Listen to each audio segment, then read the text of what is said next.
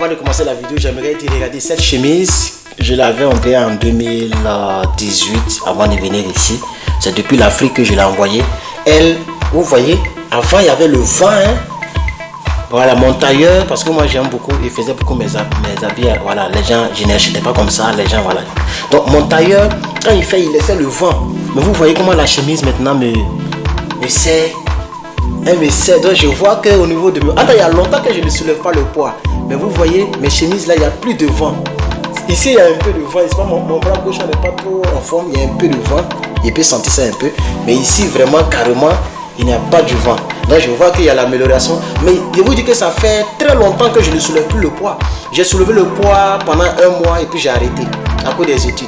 Moi, ça veut dire si je fais quotidiennement, mais si je viens même au gym, je pense que j'aurai beaucoup de muscles. Mais ce n'est pas grave. Merci beaucoup d'être là aujourd'hui. Cette nouvelle rubrique, c'est simplement pour vous donner donc, les news du monde. On va commencer par les États-Unis. Un homme qui va apparaître sur l'écran maintenant même. Voilà. Il y avait du bruit donc chez ses voisins. Ok. Et il est parti prévenir ses voisins. Il a dit à ses voisins, vraiment, vous devez donc arrêter, vous devez stopper le bruit parce que ça me gêne, moi et ma famille. Et voilà, lorsqu'il est parti le voir, il s'est avéré que les bruits continuaient. Donc voilà, les gens ont commencé à faire leur fête, à faire le bruit. Il est parti prendre, donc je ne sais pas si c'est Rafale, je vais voir un peu, mais je pense que c'est une arme automatique. Voilà, il allait prendre une arme automatique, je ne vois pas bien le nom ici, ok, mais il est âgé de 38 ans, voilà, un homme de 38 ans, donc voilà. Il s'appelle Francisco Oropeza. Francisco Oropeza, un homme de 38 ans qui est allé prendre une arme automatique. Ok, Rafale, mais si vous voulez une arme de type Kalash. Et il est allé, il a tapé la porte. Dès que les voisins ont ouvert la porte, il a ouvert le feu sur eux. Je pense qu'il a tué 5 personnes. Ça s'est passé, je pense que hier, je pense très bien si je ne me trompe pas, il a tué 5 personnes. Et il a tué Diana. Ok, Alvado, il a tué Juliana, il a tué José, il a tué Daniel. Donc il a tué 3 femmes, je crois bien 3 femmes et 2 garçons. Donc le Daniel, il avait 8 ans, un petit de 8 ans, il a tiré sur lui. Il a tué Jonathan de 18 ans, il a tué donc une femme qui s'appelle Julisa Molina de 31 ans et donc Sonia de 25 ans et Diana de 21 ans. Donc ça c'est concernant les États-Unis, je ne vais pas trop durer dessus, mais c'est quand même dommage que nous puissions voir ce genre de réaction à cause du bruit du voisinage. Comme je vous l'avais dit un jour, quand vous voyez les gens comme ça tranquilles dans la maison, ils sont tous armés et c'est comme ça le problème. Je pense que ça ne se résout pas comme ça, quel que soit le bruit que ton voisin fait, tu appelles la police. C'est ça que la Constitution soutient.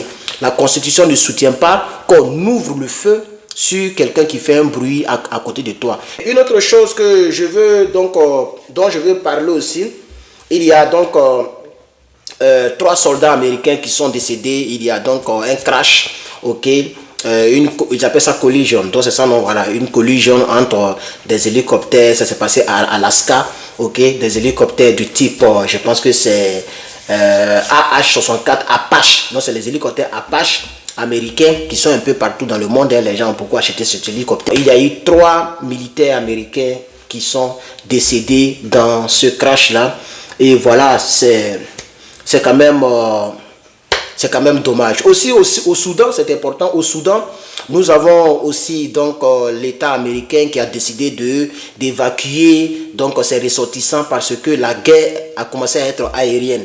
Les gens ont commencé à bombarder, les gens ont commencé à faire des très mauvaises choses. Si vous voulez, je peux peut-être faire une vidéo là-dessus, si vous voulez, concernant la guerre du Soudan. Pour ceux qui veulent bien, je peux m'entraîner un peu pour faire aussi une vidéo là-dessus. Je sais que c'est 2 généraux qui sont en conflit. Il y a un qui est du côté de l'État, le chef d'état-major, et un autre groupe. Donc voilà, des mésententes, ils sont en train de s'entre-déchirer. Et ça me fait mal pour l'Afrique. Pourquoi? Parce que nous n'avons plus besoin de guerre entre nous. Nous avons besoin de faire la guerre contre ceux qui nous font la guerre et non de faire la guerre entre nous. Vous voyez, mais malheureusement, nous sommes encore dans ce genre de choses-là. Voilà. Et en Californie, ici, il y a d'abord, on va parler donc de la pluie. dans certaines régions où il y a assez de pluie, les gens ont commencé à vider leurs garages et ceux qui ont des maisons en 2 tons ont commencé à mettre tous leurs trucs en haut. Pourquoi? Parce que la pluie, ils appellent ça flooring, si je ne me trompe pas, c'est-à-dire l'eau descend dans la population. Donc ça se passe quelque part, je n'ai pas ça sur mon écran, ok, mais ça se passe quelque part, j'ai vu ça à la télévision et j'aimerais vous dire aussi que voilà, la Californie a beaucoup de problèmes au niveau de la pluie, de ce genre de choses là. Voilà, il y a quelquefois il y a des tueries aussi en Californie, des shootings. Mais par exemple, ce qui s'est passé avec le monsieur dont j'ai parlé, ça c'est au Texas, je pense bien. C'est au Texas que ça s'est passé, où il a tué ses voisins, il a tué 5 personnes. Voilà. Donc, et je ne l'ai pas complété, ils n'ont pas encore attrapé, hein, il a disparu des radars. Mais son nom est connu, je l'ai dit ici, son âge, il a 38 ans. Voilà, j'ai montré son visage dans le truc. Mais il n'a pas encore été saisi, il est en fuite. Mais tôt ou tard, ils vont mettre la main sur lui. Ça, je pense que... Voilà. Alors, il y a ce qu'on appelle le prank. Les Africains font ça beaucoup. Et personnellement, je n'aime pas les pranks d'une autre dimension. Les pranks où un homme est habillé et puis on vient mettre la boue sur lui, on met des trucs sur lui. Les pranks où la jeune fille, il y a un gars là, quelque part, il est doux là, il appelle les filles, viens m'aider à charger l'eau et il verse l'eau sur la fille. Peut-être que la fille allait au travail, peut-être que la fille allait à un rendez-vous ou elle est presque en retard. Et tu la mouilles, les gens filment et les gens rient et ces pranks là. Donc quelque chose s'est passé ici en Californie, il y a le doorbell prank. Le doorbell prank, c'est que les gens viennent faire cling-long et puis quand tu sors, il n'y a personne. Vous voyez, et les gens font ça beaucoup aussi en Californie, même partout aux États-Unis. Le doorbell prank. Vous voyez, ils font cling-long et puis ils courent. Et généralement, c'est les enfants qui aiment faire ça, les enfants, les petits, les teenagers, ce qu'on appelle les teenagers, ok, les adolescents. C'est eux qui font ça. Alors, il y a un qui s'est énervé, ok, et dès qu'ils ont fait cling-long, il est sorti, il a vu les petits qui sont en train de fuir. Il a démarré sa voiture et il a commencé à poursuivre les petits. Et je pense qu'il a cogné, je dis truie en anglais, comme je chante ça devant mes yeux. Voilà. Il a cogné 3 personnes et il a encore blessé 3 autres personnes. Voilà, donc ça s'est passé à Temescal Valley. Je n'ai jamais même entendu parler. Comme je le disais, tu peux être même dans un état et puis ne pas connaître certaines villes. Donc, Temescal Valley. Je n'ai jamais entendu parler de ça. Hein? J'ai même travaillé à Fonte Valley, c'est vrai que c'est dans le même coin, mais j'ai travaillé à Fonte Valley, mais je ne connais pas cette ville-là, mais c'est en Californie. Voilà. Donc, vous voyez l'image que la voiture, après la poursuite de la police, le monsieur donc, a fait crash et puis voilà, etc., etc. Donc, il a tué 3 enfants, ok? Et puis, il a blessé 3 enfants. Il y a 3 enfants qui ne sont pas morts. Donc, il a été vraiment méchant. Il a conduit sur les enfants. Il les a poursuivis avec les véhicules. Et comme ce sont des enfants, ils n'ont pas pris des petites ruelles ou bien des petits coins où le monsieur ne peut pas les atteindre. Les enfants ont commencé à courir sur la voie et il est rentré, il a fait ce sale boulot. Voilà. Donc, il s'appelle Anurag Chaudhra, voilà. Donc je ne sais pas si j'ai son image ici, je n'ai pas son image ici. Peut-être que dans mes recherches ou dans mes montages, je vais vous montrer l'image. Si je ne l'ai pas fait, ce n'est pas grave. Donc j'aimerais aussi donner cela comme nouvelle ici. Il y a aussi quelque chose qui s'est passé aux États-Unis, dans l'état de Ohio. Ok, je pense que c'est près de l'université de Ohio. Ok, voilà. 14 personnes.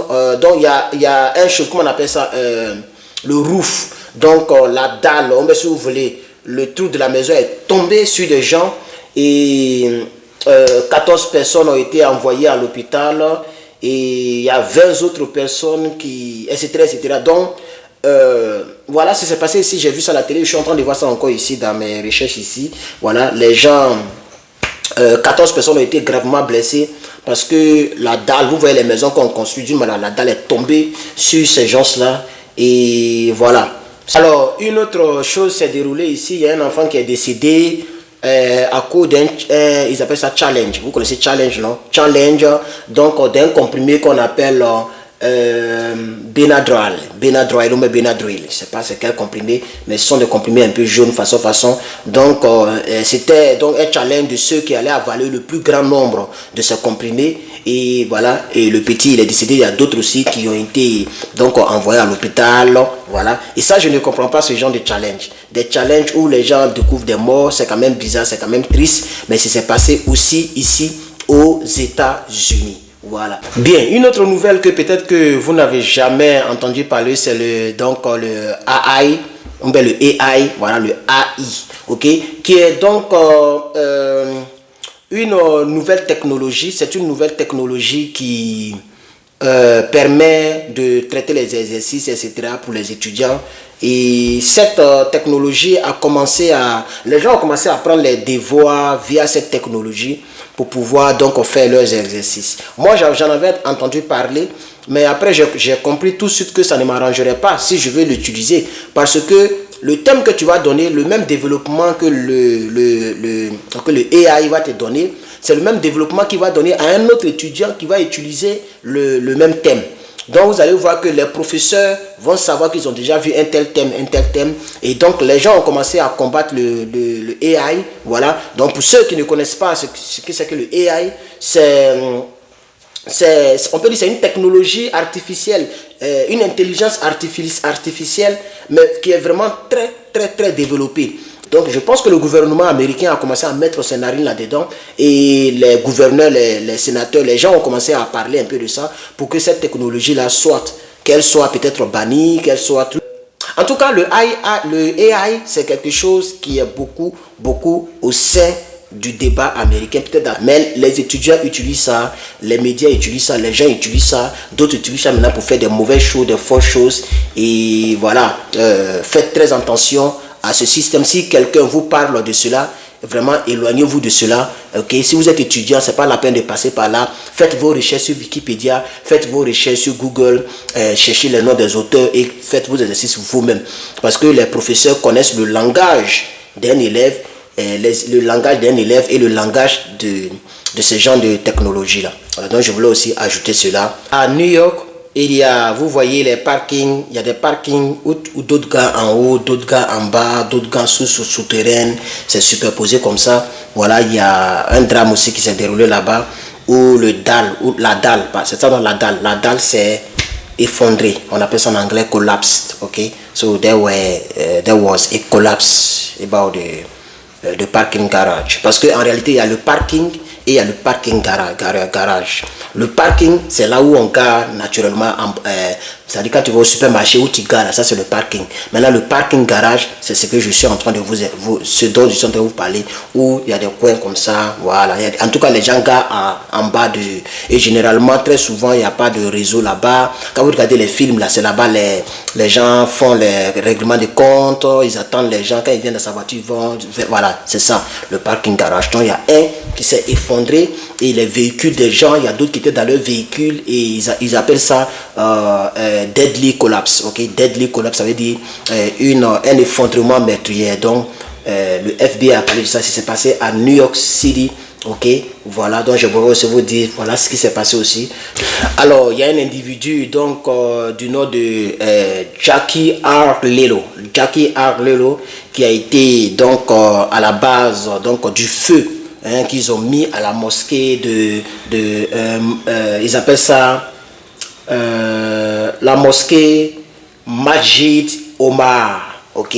Et le coin c'est Masjid Omar Islamic Center. Donc c'est une mosquée, c'est situé à Minneapolis, ok. Voilà, donc le monsieur donc a mis le feu à cette mosquée, et il a fait ils ont dit que have been motivated by hate. Donc je veux dire par aigreur, parce qu'il déteste, etc. Mais il paraît que c'était un fidèle de cette mosquée, et il a fait cela donc le dimanche. Voilà, je pense que c'est le dimanche passé. Voilà, non, il a fait cela.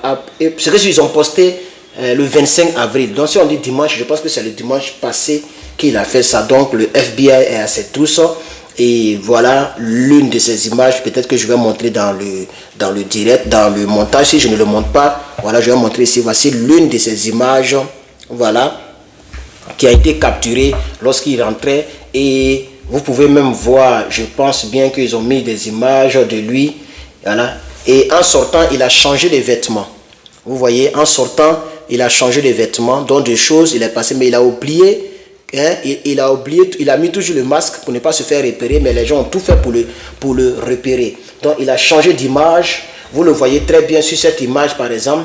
Il a voilà, sur cette image, il a même ses chaussures. Je ne sais pas si vous pouvez voir. Il a ses chaussures.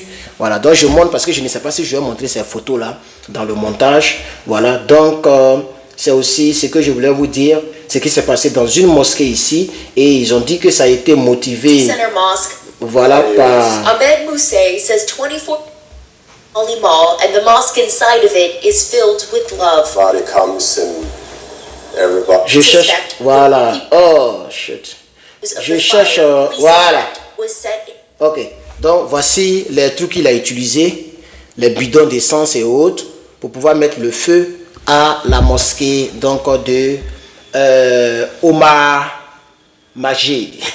Voilà, donc ça aussi je vous remets ça dans cette vidéo. Donc voici un peu les informations ici aux États-Unis. Ok, je pense que ce sont les grands points de cette semaine, si vous voulez. Voilà, ici aux États-Unis il n'y a plus grand chose. Voilà, donc je voulais faire une petite émission aujourd'hui. La vidéo a quand même peut-être duré, mais prochainement elle ne sera pas trop longue, comme ça on va vraiment la raccourcir pour que voilà, via cette chaîne, pour des personnes qui ne regardent pas trop la télé puissent aussi savoir ce qui se passe aux États-Unis, et peut-être plus dans les autres éditions je vais aller donc sur d'autres pays si vous voulez, ce qui se passe un peu dans le monde. Donc merci beaucoup d'avoir regardé ce premier numéro de cette édition. Je pense que ça pourra aider quelqu'un à découvrir, à savoir ce qui se passe ici, voilà, et ailleurs. Que Dieu vous bénisse. Herman Ivara USA pour vous servir. Merci beaucoup.